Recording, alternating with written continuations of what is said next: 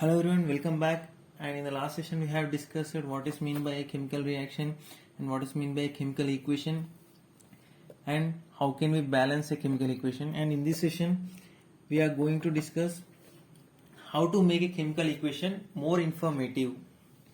అంటే ఒక chemical equation ద్వారా సమ్వాట్ ఇంకా కొంచెం ఎక్కువ ఇన్ఫర్మేషన్ ఎట్లా ఇవ్వగలుగుతాం అంటే ఆ కెమికల్ రియాక్షన్ యొక్క ఇన్ఫర్మేషన్ని దాని గురించి మనం ఇంకా ఎక్కువ డీటెయిల్గా ఏదైతే చెప్పగలుగుతాం అనే దాని గురించి చూద్దాం. And the first thing is expressing the physical state. By expressing the physical state of a substance, it means reactants కావచ్చు, ప్రొడక్ట్స్ కావచ్చు, ఏవైనా సరే ఆ సబ్స్టాన్సెస్ యొక్క ఫిజికల్ స్టేట్ని మనం ఎక్స్ప్రెస్ చేసినప్పుడు we can give some more clarity. అంటే అది రియాక్టెంట్ అనేది సాలిడ్ ఉందా, లేదా లిక్విడ్ ఉందా, లేదా గ్యాషియస్ స్టేట్లో ఉందా, లేదా ఆక్వా స్టేట్లో ఉందా. ఆక్వా స్టేట్ అయినా లిక్విడ్ స్టేట్ అయినా ఒకటి, సమ్వాట్ సిమిలర్ అనమాట. సో అలా మనం ఎప్పుడైతే ఫిజికల్ స్టేట్ని ఎక్స్ప్రెస్ చేస్తామో then that equation will be more, ఆ కెమికల్ ఈక్వేషన్ అనేది మోర్ ఇన్ఫర్మేటివ్గా అయిపోతుంది. ఫర్ ఎగ్జాంపుల్ ఒక ఎగ్జాంపుల్ తీసుకుందాం. నిన్న మనం చూసింది అదేంటంటే iron oxide and aluminium on heating gives us aluminium trioxide plus iron. And మనం దీన్ని ఎస్టర్డే బ్యాలెన్స్ చేసినాం.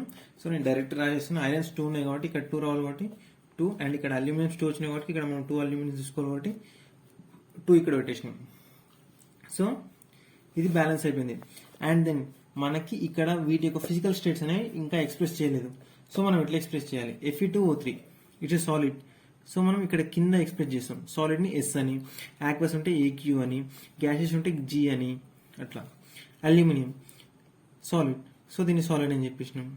And aluminium trioxide it's also a solid, so solid అని చెప్పేసినాం. Iron it's also a solid, so solid అని చెప్పేసినాం. As అంటే ఇప్పుడు మనం లైక్ దిస్ ఒక రియాక్షన్ యొక్క ఈక్వేషన్ని మనం మోర్ ఇన్ఫర్మేటివ్ చేయాలంటే దాని యొక్క ఫిజికల్ స్టేట్ని ఎక్స్ప్రెస్ చేయడం కూడా ఒక మెయిన్ థింగ్ అనమాట. And then next we have to express the heat changes. It means heat చేంజెస్ని మనం ఎక్స్ప్రెస్ చేయాలి.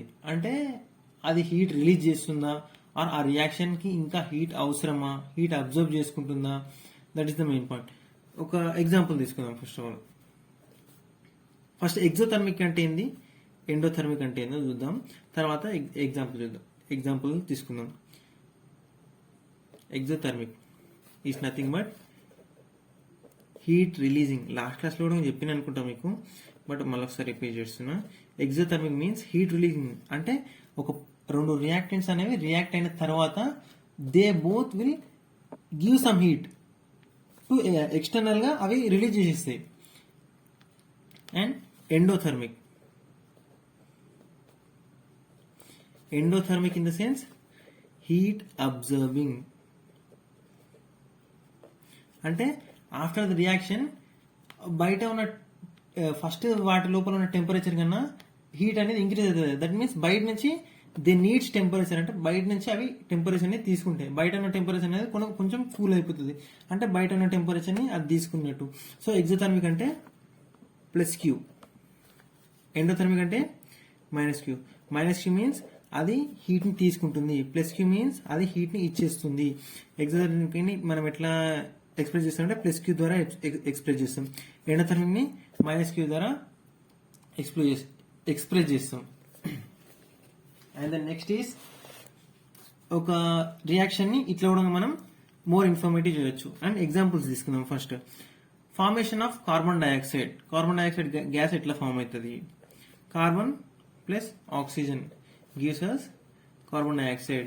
And this reaction is exothermic.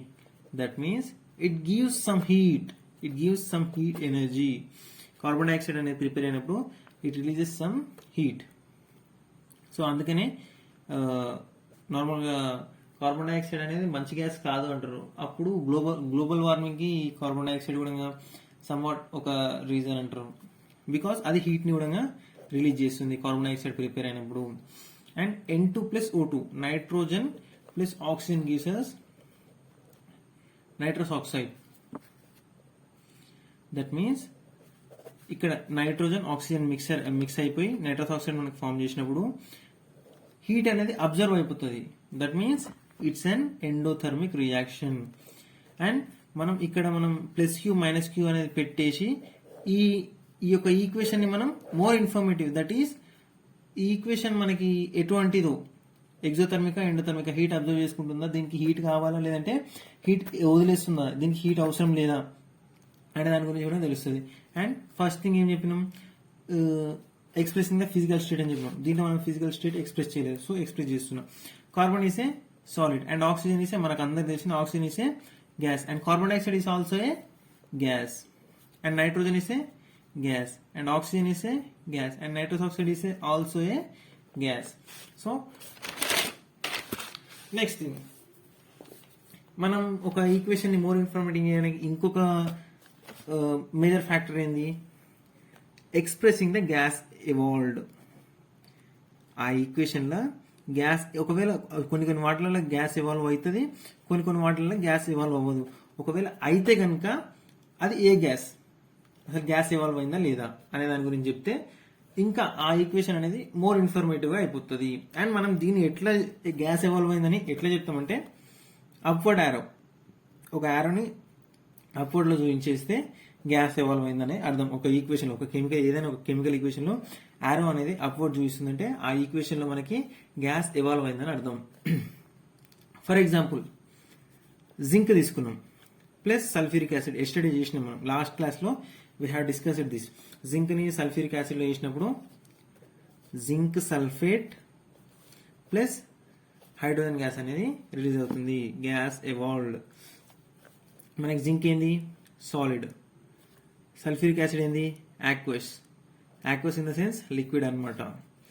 Zinc sulphate ఏంది aqueous and hydrogen is also gas. And then next gas evolve అంటే అర్థమైంది కదా, gas evolve అయినప్పుడు upwards యారోతోన denote చేస్తాం మనం. ఎప్పుడు అసలు ఇది ఎప్పుడు చేస్తామంటే ఏదైనా ఒక రియాక్షన్ లో గ్యాస్ అనేది బయటికి వెళ్ళిపోయింది అని చెప్పడానికి, అది కూడా ఒక టైప్ ఆఫ్ ఇన్ఫర్మేషన్ కదా. ఈ రియాక్షన్ జరిగినప్పుడు గ్యాస్ అనేది బయటకు వచ్చింది.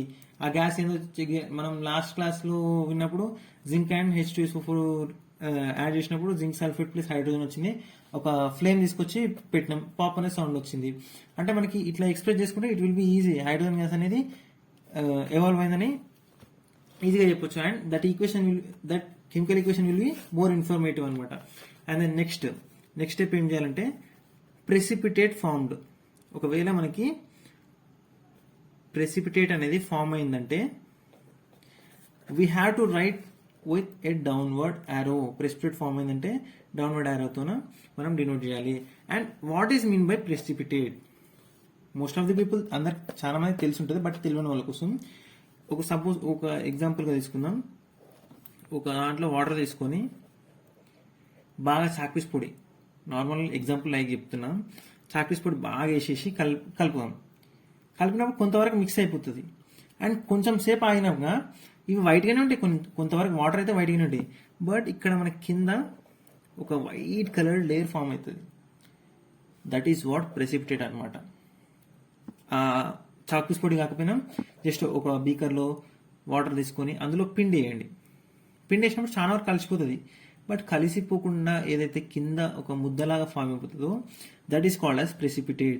అట్లనే మనం రియాక్షన్స్ లో ఇది కూడా ఒక రియాక్షన్ అంటే, బట్ నార్మల్ కెమికల్స్ ని కలిపి రియాక్ట్ చేసినప్పుడు కూడా సమ్వాట్ ప్రెసిపిటేట్ అనేది ఫామ్ అవుతుంది. ఆ ప్రెసిపిటేట్ అనేది ఫామ్ అయిందని కూడా అది చెప్పడం కూడా మనకి ఆ రియాక్షన్ ని మోర్ ఇన్ఫర్మేటివ్ గా చేస్తుంది. సో దట్ ఎగ్జాంపుల్ చూద్దాం. సిల్వర్ నైట్రేట్ అనేది సోడియం క్లోరైడ్ తో రియాక్ట్ అయినప్పుడు సిల్వర్ క్లోరైడ్ దీంతో రియాక్ట్ అయిపోతుంది, దీంతో రియాక్ట్ అయిపోతుంది, ప్లస్ సోడియం నైట్రేట్ వస్తుంది. అండ్ దీంట్లో మనం ఫిజికల్ స్టేట్స్ అనేవి ఎక్స్ప్రెస్ చేయలేదు, సో ఎక్స్ప్రెస్ చేద్దాం. సిల్వర్ నైట్రేట్ అనేది ఆక్వస్ లో, సోడియం క్లోరైడ్ అనేది ఆక్వస్ లోనే ఉంటుంది, అండ్ సిల్వర్ క్లోరైడ్ అనేది సాలిడ్ లో వస్తుంది, అండ్ సోడియం నైట్రేట్ అనేది ఆక్వస్ లో వస్తుంది. సో ఇంతవరకు అయితే క్లియర్ అయింది కదా. అండ్ సమ్ టైమ్స్ ఒక్కొక్కసారి we can make the reaction are chemical equation ని మోర్ ఇన్ఫర్మేటివ్ గా ఎట్లా చేయొచ్చు అంటే బై ఎక్స్ప్రెసింగ్ ద టెంపరేచర్. అంటే దీనికి కావాల్సిన టెంపరేచర్ ఎంత కావాలి, లైక్ 373 కెల్విన్స్ హీట్ అనేది కావాలి, లేదంటే సమ్వాట్ ఇంత కొంచెం ప్రెజర్ కావాలి, లేదా ఇక్కడ మనం ఈ క్యాటలిస్ట్ వాడుతున్నాం, అట్లాంటివన్నీ కూడా మనం ఈ యారో పైన ఎక్స్ప్రెస్ చేసి ఈ ఈక్వేషన్ ఇంకా మోర్ ఇన్ఫర్మేటివ్ గా చేయొచ్చు. అండ్ దెన్ ఇట్లా సపోజ్ ఈ ఫార్మేషన్ ఆఫ్ నార్మల్ ఫోటోసింథసిస్ ప్రాసెస్లో స్టార్చ్ ప్రిపరేషన్ అని ఉంటుంది, గ్లూకోజ్ ప్రిపరేషన్ అని ఉంటుంది. సో మనం దాన్ని ప్రిపేర్ చేసేటప్పుడు ఈక్వేషన్ రాస్తున్నాం చూడండి, carbon dioxide plus water in the presence of sunlight and chlorophyll. మనం ఒకవేళ ఇవి రెండు రాయకపోయినాం అనుకో అదేదో నార్మల్ రియాక్షన్ లాగా అవుతుంది. అండ్ ఇప్పుడు సన్లైట్ అండ్ క్లోరోఫిల్ అని రాసినాం కాబట్టి ఓహో ఇక్కడ సన్లైట్ ఉంటేనే అండ్ క్లోరోఫిల్ ఉంటేనే మనకి ఈ ప్రాసెస్ అనేది జరుగుతుంది అనేది అర్థమైపోతుంది. C6H12O6 plus 6O2. అండ్ ఇక్కడ మనకి CO2 అనేది గ్యాసే కాబట్టి గ్యాసియస్ స్టేట్, హైడ్రోజన్ వాటర్ అనేది లిక్విడ్ కాబట్టి ఎల్ అని రాసేసుకోవచ్చు. అండ్ గ్లూకోజ్ అనేది సాలిడ్ రూపంలో లభిస్తుంది కాబట్టి ఎస్ అని రాసుకోవచ్చు. అండ్ ఆక్సిజన్ ఇస్ గ్యాస్ కాబట్టి జీ అని రాసుకోవచ్చు. అండ్ లైక్ దీస్ అండ్ ఈ ఫోర్ స్టెప్స్ అండ్ ప్లస్ ఇక్కడ ఎక్స్ట్రా టెంపరేచర్ అనేది అక్కడ రిప్రజెంట్ చేసేసి అండ్ ప్రెషర్ అనేది రిప్రజెంట్ చేసేసి we can make a chemical equation more informative అనమాట. అండ్ హోప్ ఈ పాయింట్ అనేది క్లియర్ అయిపోయింది. అండ్ వన్స్ అగైన్ ఒకసారి రిపీట్ చేస్తా, we can make a chemical equation more informative by expressing the physical state like solid, liquid or gaseous state. And then next we can express the heat changes, whether it is exothermic reaction or an endothermic reaction. And then we can express the gas evolved, whether the gas evolved or not evolved అంటే separate గా express చేయాల్సిన అవసరం లేదు. If any gas evolved, we can express it through an upward arrow. And then we can express by we can make a chemical equation more informative by expressing the precipitate formward, and we can express the precipitate by a downward arrow. And then hope this thing is clear.